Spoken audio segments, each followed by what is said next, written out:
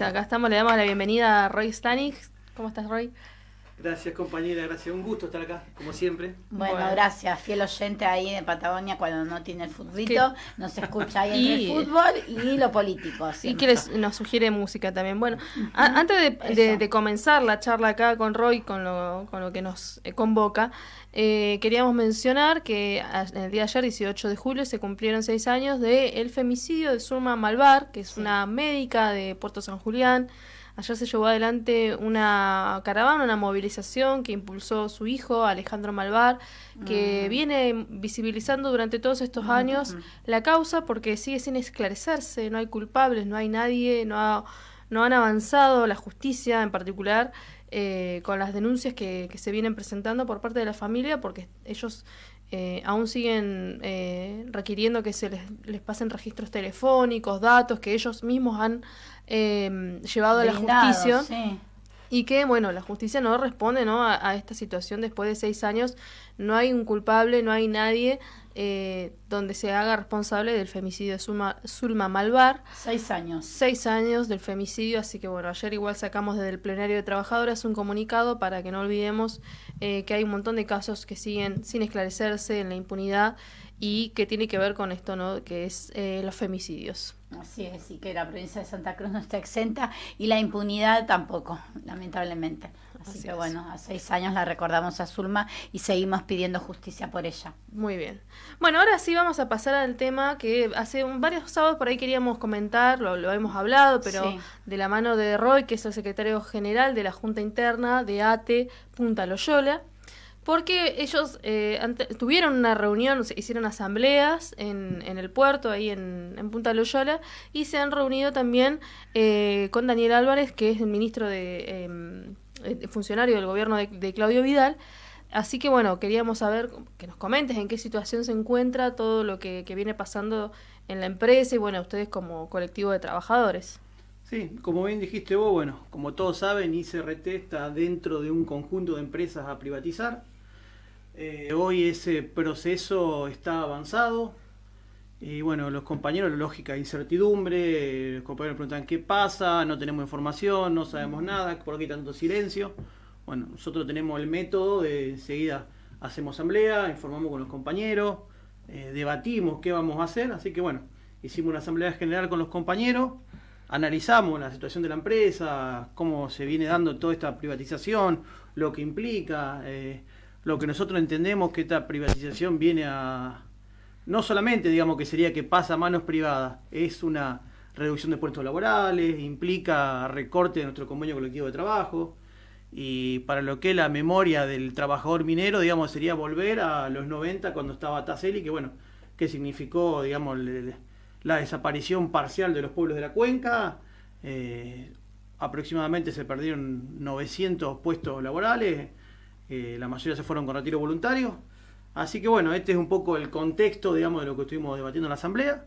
Bueno, y con los compañeros llegamos a la conclusión que teníamos que hacer algo porque veíamos que tanto la seccional de Río Turbio, la condición de ATE, como los demás sindicatos que tienen injerencia en el yacimiento, y a su vez también el Consejo Provincial de ATE no estaban haciendo absolutamente nada.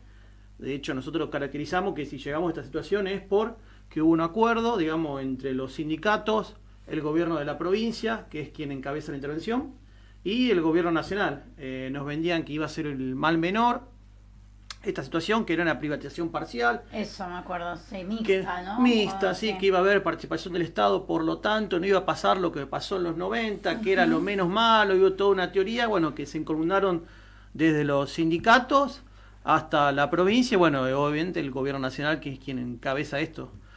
Nosotros decíamos que no existía tan mal menor, que nosotros seguíamos sosteniendo el plan de la carboeléctrica estatal como la única forma de garantizar los puestos de trabajo de los compañeros, de garantizar una empresa en producción, de generar energía, vender carbón, bueno, y demás.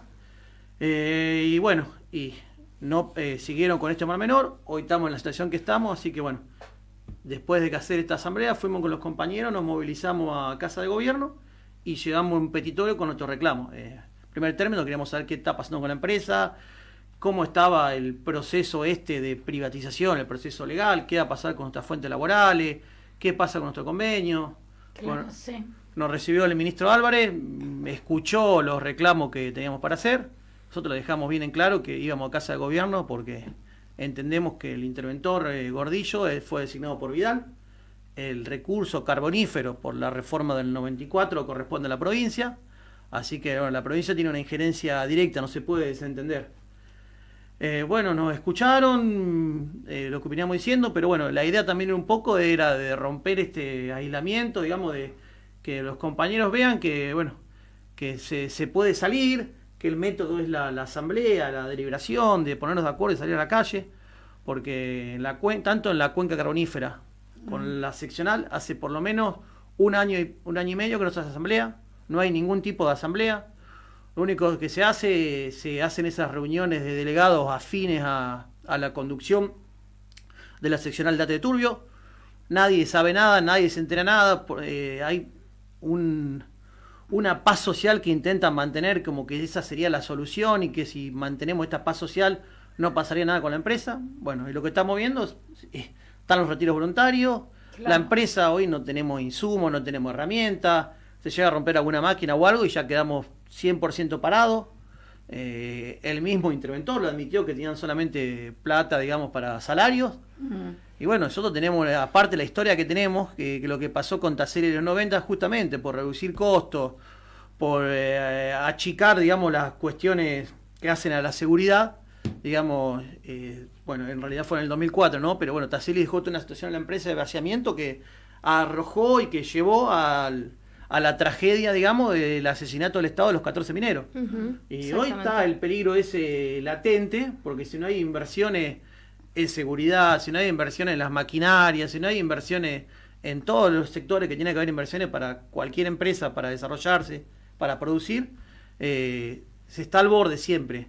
Claro. De la paralización total y se está al borde de un accidente y de que pase cualquier cosa. Así es. ¿Cuáles son los plazos, Roy? Porque igual la gente, para que sepa, nosotros venimos hablando de que ICRT, desde que asume Milei, viene de un proceso de ser uno de los objetivos de este gobierno dentro de lo que fue la ley de bases en una primera instancia para directamente privatizarla, porque el argumento es deficiente, es un gasto, no sirve, no produce, entonces lo que hay que hacer es sacarse la empresa encima y vendérsela a un privado y que se haga cargo, ¿no? Y después vino lo de la privatización mixta, que fue lo que negociaron los sindicatos y la intervención, ¿no? Con esta idea y el gobierno de Claudio Vidal, del mal menor, ¿no? Que terminó decantando en se privatiza. Y hoy estamos en un proceso de privatización finalmente. Entonces la incertidumbre pasa por ahí, porque también no sabemos en qué situación está la cuestión legal, porque se han presentado en la justicia, entiendo que algunas cuestiones que tenían que ver con frenar este proceso o también con la garantía, entre comillas, de que se va a sostener los convenios colectivos de trabajo tal cual se los conocen hoy, siendo la empresa estatal. No sé, ¿qué respuesta tuvieron o saben algo sobre esto, los plazos, no? Sí, nosotros tuvimos, después de que fuimos a esta reunión en Casa de Gobierno, que llamó el petitorio, tuvimos una respuesta por parte del interventor. En realidad no nos respondió nada, habló con ambigüedades, nos dijo que la empresa ICRT que era una empresa nacional, cuestión que ya lo sabemos todo, pero bueno, un intento de desligar al gobernador, porque nosotros planteamos que el gobernador es el que tiene injerencia directa, el que designó la intervención y quien está llevando a cabo todo este proceso de privatización. Los puestos laborales nos respondió que desde el fin de 2023, perdón, a la fecha, no se despidió ningún trabajador de la empresa, por lo tanto no iba a haber despido. No nos está diciendo nada, es una lógica de hablar y sin decir nada. Seguramente tendremos que hacer otra visita de vuelta a Casa de Gobierno, seguramente ya con otro ánimo y demás, porque no tenemos respuesta. Y los plazos legales supuestamente se vencería en agosto, pero también hay posibilidades de prórroga. Después también esto está atado, creo, a los tiempos políticos del gobierno nacional, por eso los tiempos por ahí se apuran, por ahí se ralentizan. Hoy lo que entendemos nosotros, haciendo un análisis un poco más de la coyuntura nacional, hay una falta de dólares con respecto a lo que necesita, digamos, el gobierno para afrontar las deudas y demás, y hay un interés, digamos, de apurar todo lo que sea privatización. Hoy AISA, bueno, están apurando para privatizarla, ICRT, salió la nota hoy en TN, que también sería la otra, que bueno, quieren apurar los términos legales, digamos, para poder ya privatizarla. Y bueno, y no hay respuestas de nada, el carbón se sigue quemando en Punta Loyola. Después lo que hace también a la evaluación de la empresa, hay una subvaluación ridícula que hace el interventor. Habla de que la usina vale 90 millones de dólares, cuando según diferentes fuentes, de acuerdo a que tomen, Sí. en un momento se licitó por 800 millones de dólares. Después se habla que se invirtieron 1.500 millones de dólares. Bueno, se habla entre 800 y 2.000 millones de dólares que se invirtieron ahí. Y se pretende vender a 90 millones de dólares. Nosotros lo que entendemos es que ahí también hay un posible negociado. Claro. Que hay un interés de poner a un grupo económico amigo. Ujú. Y lo que más nos preocupa es el silencio cómplice de las conducciones gremiales. Eso te iba a preguntar, Roy, ¿qué clima para poder organizarse ahora que ustedes estuvieron tratando de recuperar? O bueno, obviamente la metodología como básica, lo hablábamos con la gente del Garrahan, ¿no? Que, digamos, como para enlazar esta cuestión de que dicen, no, la gente no participa y demás, cuando hay algo sistemático, cuando hay una metodología como la asamblea donde la gente participe y demás, se construyen medidas de fuerza realmente participativas, con fuerza y llevando los reclamos genuinos de los laburantes. En este momento, tanto en Turbio como en Punta Loyola, ¿qué clima hay de poder reorganizarse, de reagruparse independientemente, ¿no?, de la conducción de ATE? Sí. El problema que tenemos justamente desde las conducciones, que se está tratando de planchar todo, de garantizar esta paz social, y no hay ningún interés, digamos, de que nadie se mueva, de que no haya asamblea. Nosotros venimos insistiendo que tenemos que hacer una asamblea general en Río Turbio, en Mina 5, como se hacía históricamente, Sí. junto a los pueblos de la cuenca, y bueno, y debatir ahí un plan de lucha, debatir qué vamos a hacer con la empresa, digamos, poner en valor nuevamente lo que fue el programa histórico de los mineros, el programa del carbón, que habla de una carbolítica estatal, habla de la participación real de los trabajadores en la producción, y lo que vemos es esto, que justamente que hay un quietismo, pero que es fomentado, digamos, de las propias condiciones sindicales, que lo que hacen es tratar de que no se mueva nada, que estemos todos tranquilos. Y por abajo hay una bronca por todos lados que están pidiendo los compañeros a gritos que se haga asamblea, que se haga asamblea. Y un poco el debate es ese. Realmente, si hubiera intenciones, digamos, de movilizar a las bases, de llevar a cabo medidas por parte de las direcciones sindicales, estarían promoviendo la asamblea, estarían promoviendo el diálogo con los compañeros por sectores, y no se está haciendo nada. Nosotros por abajo, digamos, en la medida de nuestras posibilidades, digamos, en Punta Loyola, bueno, hacemos las asambleas, hablamos con los compañeros, pero lo que necesitamos, digamos, nuestra fuerza, digamos, el corazón de la empresa está en la cuenca carbonífera. En 1950 compañeros son más o menos los que están en todo el yacimiento, solamente en Río Turbio. En Punta Loyola somos un grupo pequeño que tratamos de aportar justamente a que se hagan esta asamblea, que se debata con los compañeros, pero tenemos el freno de la seccional. Y bueno, y la misma postura tienen desde el Consejo Provincial de ATE. No se hace asamblea, bueno, lo mismo que hacen en la provincia. Sí. ¿Cuánto hace que no hay una asamblea? Sí. Un año y medio. Bueno, y algo. esto es lo mismo, está replicada exactamente la misma política, en la misma línea, y lo único que se hace, digamos, que se presentó el recurso que vos dijiste, Gabriela, el recurso... En realidad no es un recurso de amparo, bueno, una acción jurídica que se presentó en Buenos Aires, diciendo, bueno, no pueden pasar por arriba de nuestro convenio, estamos amparados como trabajadores estatales por la Ley Nacional de Empleo Público. Bueno, que eso funcionó como un freno, digamos, en lo que hace a lo jurídico, digamos, para que no avancen, pero eso puede ser apelado, eso es... Ya vemos lo que necesitamos nosotros es un plan de lucha, digamos, más allá del plan que hay que hacer, lo jurídico, lo harán los abogados de ATE, todo lo que hay que hacer, pero Claro. si no hay un plan de lucha, si no hay un plan de acción con respecto a enfrentar la privatización, no va a pasar nada.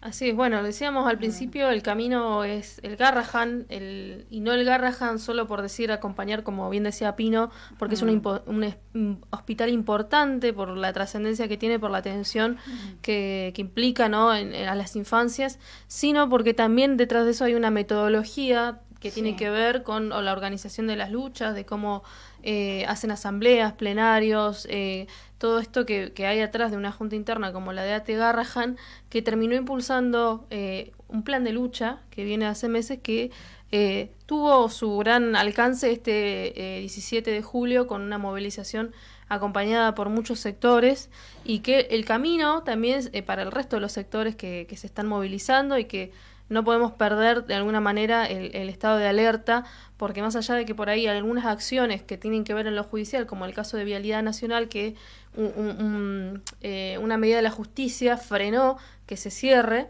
pero no hay que dejar de estar alerta porque las medidas de estos gobiernos pueden avanzar, seguir avanzando, porque hay una ley de bases que ya está aprobada y que permite avanzar sobre las empresas nacionales, sobre el Estado nacional, los trabajadores, como se había planteado, ¿no?, desde la motosierra de Javier Milei.